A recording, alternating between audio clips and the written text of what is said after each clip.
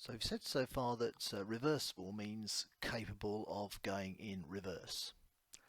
And in chemistry there are a number of chemical reactions that can do this, can go in a reverse direction as well as a forward direction. Now we know that in a chemical reaction we have the chemicals you start with, which are called reactants, and the chemicals that you make at the end, which are called the products. And so on this slide we've got here a reactant labelled A, and the reaction, which we call the forward reaction, is where A changes into C and D. Now this would be a decomposition reaction, where you're starting with one chemical and ending up with two. Now if this reaction was reversible, it would mean the products, C and D, were capable of changing back into chemical A again. And this is shown using the arrow between the A, the C and the D there, and this is the symbol for a reversible reaction. You can see that you've got half an arrow pointing to the right and half an arrow pointing to the left, and that indicates the reversible nature. Below that I've got another situation where we've got two reactants, which we've labelled A and B, changing into two products, which would be C and D. And again our symbol there indicates that this is reversible, that C and D can change back into A and B. It's important you use the right words here, so if you're going from left to right, so if you've got A and B changing into C and D, that is called the forward reaction. And if you've got C and D changing into A and B, you call that the backward reaction. We'd like you to make a note on that, please. We're going to consider two reversible reactions. The first example is the reaction between ammonium chloride, ammonia, and hydrogen chloride. Now this is a reversible reaction, and the bit at the bottom there says the direction of the reaction can be affected by changing the conditions. And the conditions that are involved here are conditions of temperature. So we have ammonium chloride, which is a white solid. If you heat it, then it will decompose into ammonia and hydrogen chloride. Now both of those gases are transparent clear. So we have a white powder decomposing into two colourless gases when they're heated. However, when you take those two colourless gases, ammonia and hydrogen chloride, and cool them down, they will form ammonium chloride again, which is a white solid. Putting those two arrows together, we end up with the reversible reaction, which is shown at the top there, where we've got chemical A, the ammonium chloride, changing into C and D, which is the ammonium and the hydrogen chloride, but at the same time we've got the ammonia and hydrogen chloride, C and D, can change into A. So here we have the word equation again, ammonium chloride changing into ammonia and hydrogen chloride and back. And on this we also have the symbol equation. So you can see ammonium chloride is NH4Cl, and that is a white powder, so we put brackets S. We've then got the reversible arrow, and then we have ammonia, which is NH3, which is a gas, and HCl, which is also a gas. So those two are transparent or colourless gases. And then from the video you should have picked up that diagram there. So you can see we've got a blue Bunsen flame at the bottom heating up the test tube of solid ammonium chloride. That then decomposes into ammonia and hydrogen chloride, which produces a clear area, which is labelled there, the hot area of the test tube containing those gases. And then above that, where the test tube is cooler, those two gases then reform ammonium chloride, which is the white powder, which then coats the inside of the test tube. So I'd like you to describe that experiment, to do a diagram labelled as it is on this slide. We'd like you to put the equation both in words and in symbols, and to definitely make it clear that going one way requires heating and going the other way requires cooling.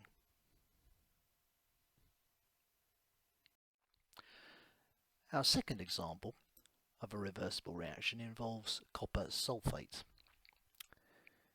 Now, copper sulphate out of the jar in the prep room is blue crystals, and these blue crystals contain within the lattice, that's between the ions of copper and sulphate, there are water molecules actually forming part of the structure, and we call this hydrated copper sulphate. Hydrated means containing water. Now, if we heat this blue copper sulphate, the water leaves the lattice and leaves you with copper sulphate just containing copper ions and sulphate ions. And because it's no longer got the water, that is called anhydrous. The AN indicating no, and the hydrous showing water. So we have copper sulphate without water. Now that is a white solid, and then the water evaporates into the lab. But if we take some of the white anhydrous copper sulphate and add water to it, then that water gets taken into the lattice again, and the colour will change from white to blue. So again here we have a reversible reaction where in one way we start with the blue copper sulphate and it decomposes into white copper sulphate and water. But then going the other way, if we add the water, we then get what we call a synthesis reaction, where we put two things together and they make one thing. And so we put the white copper sulphate together with water and we end up with the blue copper sulphate again. Second reaction, second example of reversible reaction, where the direction of the reaction is affected by changing the conditions.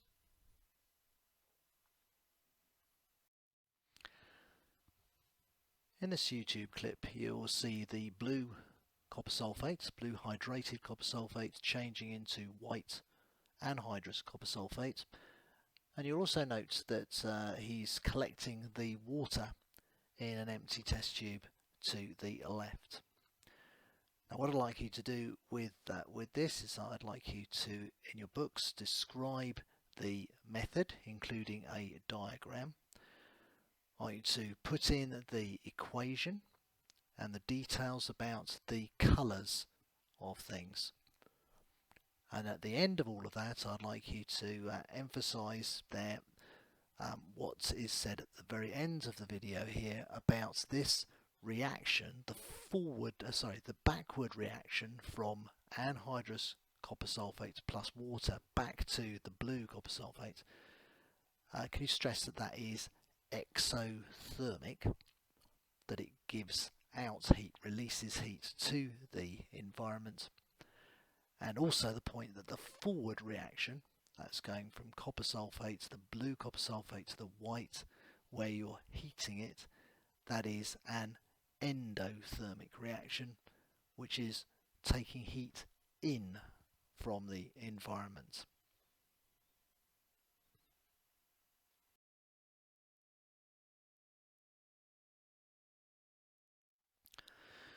So in a reversible reaction, if the reaction is endothermic in one direction, it will be exothermic in the other direction. So in the example given here with A, B, C and D, the forward reaction is endothermic, so it will absorb heat from the atmosphere when it is happening, and that reaction will be encouraged by heating A and B. That will then cause them to change into C and D.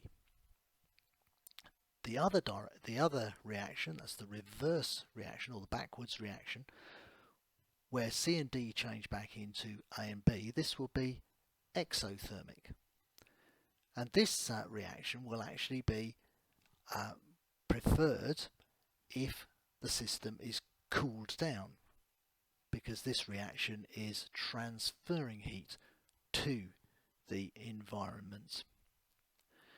Now it's important to realise that in a reaction the amount of energy that is taken in by a certain mass of reactants changing into C and D is exactly the same as the amount of energy that will be transferred to the environment when C and D change back into A and B. So as long as you've got the same mass of stuff, the energy transferred in the forward reaction is the same as the energy transferred in the backwards reaction.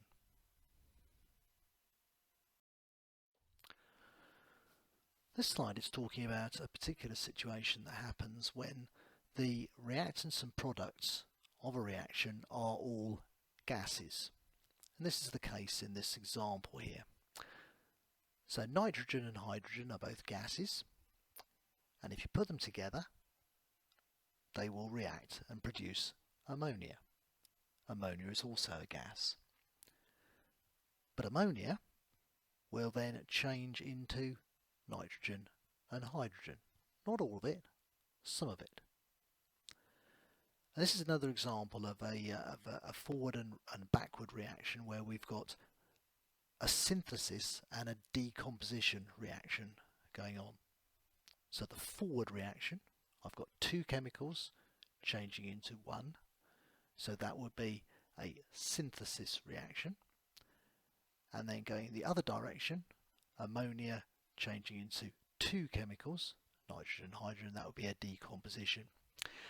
Now if we took some nitrogen and some hydrogen and put them into a sealed box, as shown on the diagram at the bottom, in chemistry this is called a closed system. That idea also comes up in physics. And a closed system is one where nothing is added and nothing is taken away. So there's no transfer of substance or energy from that box. Everything stays in the box. So if I put some hydrogen and some nitrogen into this closed system, some of the hydrogen and nitrogen will begin to make ammonia. That's shown by the second box. As soon as I have some ammonia, some of the ammonia will change back into nitrogen and hydrogen. Leave it there for a while and the three chemicals, the hydrogen, nitrogen and the ammonia, will come into a state called equilibrium, where the forward reaction and the backward reaction will happen at the same rate. Now because this is happening continuously, it's not like you just get a fixed amount. the nitrogen and hydrogen is constantly making some ammonia. The ammonia is constantly breaking down into nitrogen and hydrogen, but they're doing it at the same rate. And because of this constancy, we call this a dynamic situation. Dynamic meaning moving. And so we call the situation a dynamic equilibrium. Now, this idea is quite difficult. I'd like you to make some notes on that to finish this session.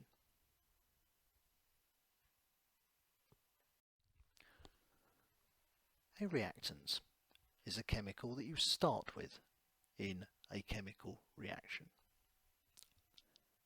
A product is a chemical that you end up with after the chemical reaction has happened. An exothermic reaction is one where heat energy is transferred to the environment.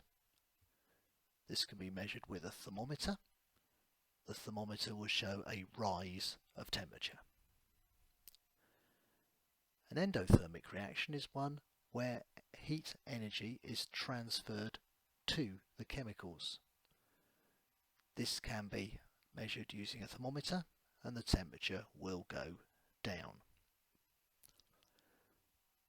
The forward reaction in a reversible reaction is the reaction from left to right. The backward reaction in a reversible reaction is the reaction from right to left. Equilibrium means the rate of the forward reaction is the same as the rate of the backward reaction. A closed system is one where no materials or energy enter or leave the situation under consideration.